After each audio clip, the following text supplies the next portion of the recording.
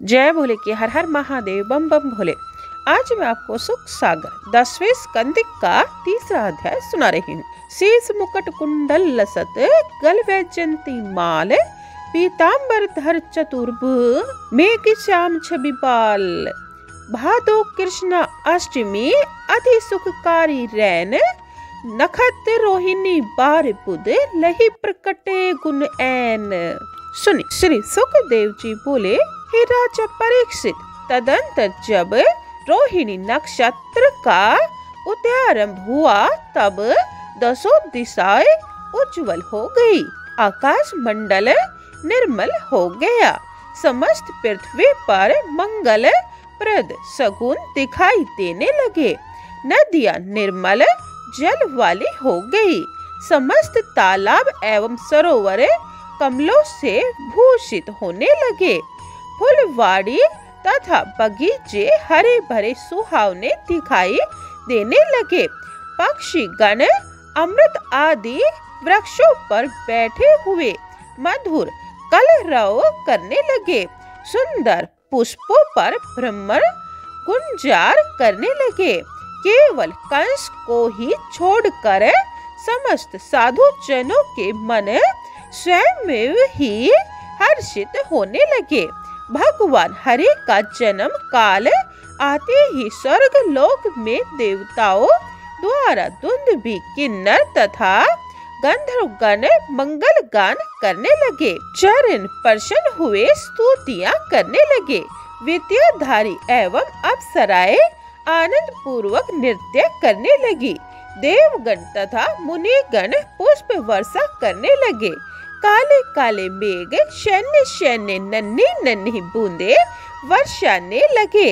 हे परीक्षित, दक्षिणायन सूर्य वर्षा ऋतु भाद्रपद मास कृष्ण पक्ष अष्टमी तिथि बुधवार अर्धरात्रि यानी निशित काल रोहिणी नक्षत्र के दिव्य चरण के आरंभ काल में तथा हर्षण योग में साक्षात पर ब्रह्मा परमात्मा ने माता देवकी के गर्भ में अपना अवतार धारण किया। हे राजन, पद्म पद के समान नेत्र वाले लंबे 4 भुजा वाले तथा उन भुजाओं में शंख चक्र गदा एवं पद्म धारण किए हुए श्वेतौ चिन्ह वाले कौस्तुभ मणि से लसित कंठ वाले पीताम्बर पहने हुए घनश्याम वर्ण वाले किरीट कुंडल की कांति से सुशोभित हुए बालों वाले तथा अनेकानेक अलंकार से मन को मोहने वाले ऐसे उस वासुदेव नाम बालक की सुंदर छवि का अवलोकन कर देवकी के सहित श्री वसुदेव जी आनंद सागर में गोते लगाने लगे। तब उस समय हर्षित हुए उन्होंने वहां ब्राह्मण के लिए मन से ही 10,000 गायों का दान संकल्प किया, क्योंकि बंदी गृह में प्रत्यक्ष दान तो हो ही नहीं सकता था। इसके अनंतर श्री वासुदेव जी अपना मस्तक झुकाकर एवं हाथ जोड़कर परम पुरुष भगवान विष्णु की स्तुति गान करने लगे। सुखदेव जी ने कहा, हे राजा परीक्षित, पुनः माता देवकी ने दुष्ट कंस के भय से उन्हें बालक रूप हरि भगवान की स्तुति करना आरंभ किया। देवकी मन चकित भई, उस स्तुति को सुनकर भगवान कृष्ण माता देवकी के हृदय भाव को जान गए और माता के भय को दूर करते हुए अपने अवतार का कारण सुनाने लगे। भगवान बोले, हे सती, पहले जन्म में यानी स्वयंभू मनवंतर आपका प्रसिन नाम था और श्री वसुदेव सुतपा नाम से विख्यात थे। तब आप दोनों ब्रह्मा जी की आज्ञा अनुसार प्रजा सृष्टि करने के लिए परम तप करने लगे और केवल वायु एवं सूखे पत्तों का भोजन करते हुए अपने दिव्य 12,000 वर्ष व्यतीत किए। तब मैं इस प्रकार आपसे किए गए घोर तप पर प्रसन्न होकर वह इसी चतुर्भुज स्वरूप से आपके सम्मुख उपस्थित हुआ। जब मैंने आपसे कहा वर मांगिए, तब आपने यही वर मांगा कि आपके ही समान गुणशीलवान हमारे पुत्र हो। मेरी देवी माया से मोहित हुए आपको तब मोक्ष की इच्छा नहीं थी। तब मैंने आपकी इच्छा अनुसार वही वर दे दिया। मैंने तब प्रश्न गर्भ नाम से आपके यहाँ जन्म लिया। हे माता, पुनः दूसरे जन्म में जब आप कश्यप और अदिति हुए तब मैं आपके यहाँ उपेंद्र नाम से हुआ। वो न होने के कारण मनुष्य मुझे वामन के नाम से पुकारा करते थे। हे देवी, यह आपका तीसरा जन्म है। अब इस समय मैं वासुदेव कृष्ण नाम से आपके यहाँ पुत्र रूप से प्रकट हुआ हूँ। आप मुझे पुत्र भाव से अथवा ब्रह्म भाव से निरंतर स्मरण करते रहोगे तो अवश्य आप मेरे धाम को प्राप्त होगे। हे पिताजी, यदि आप कंस के भय से डरते हैं तो आप मुझे गोकुल ले चले और वहां जाकर जो यशोदा जी के गर्भ से उत्पन्न हुई मेरी माया रूपी कन्या है उसे यहाँ ले आवे।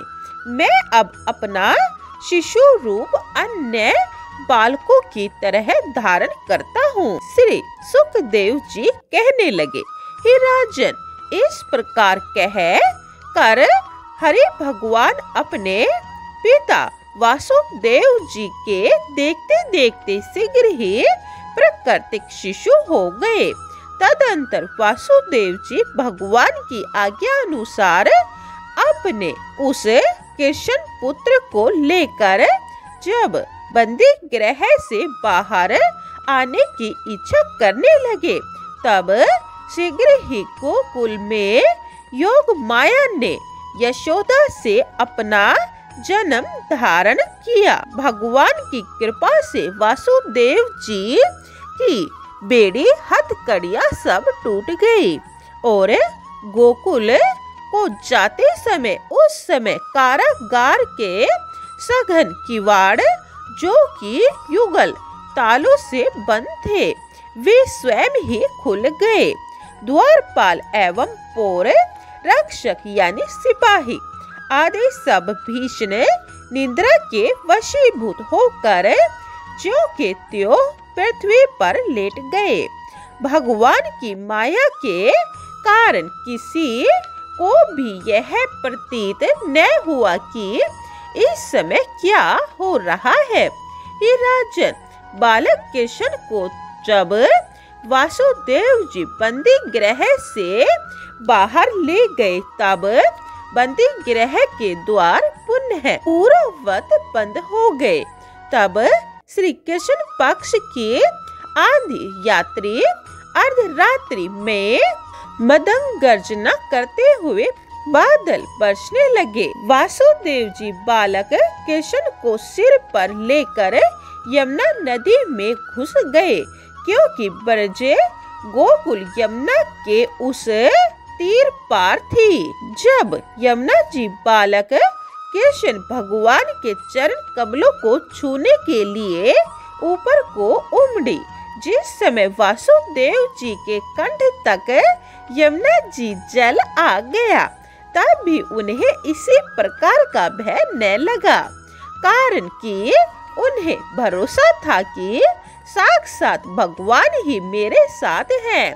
शेषनाग जल से निकलकर अपने फनों के ऊपर मेघ से बरसाते हुए बूंदों को रोकते हुए भगवान कृष्ण की रक्षा करने लगे।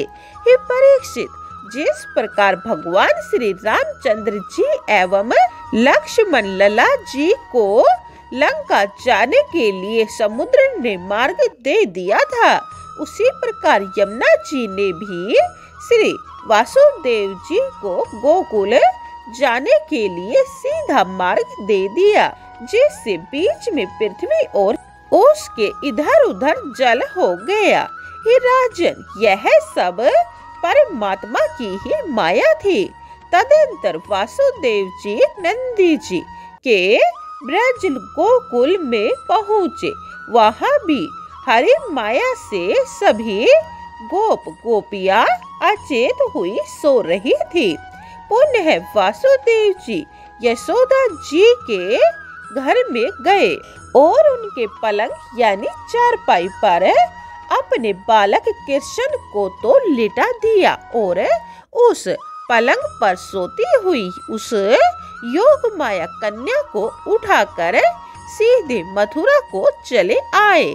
उन्हें बंदी गृह के द्वार खुले हुए मिले, अतः अंदर आकर उन्होंने वह कन्या वस्त्र पर सुला दी।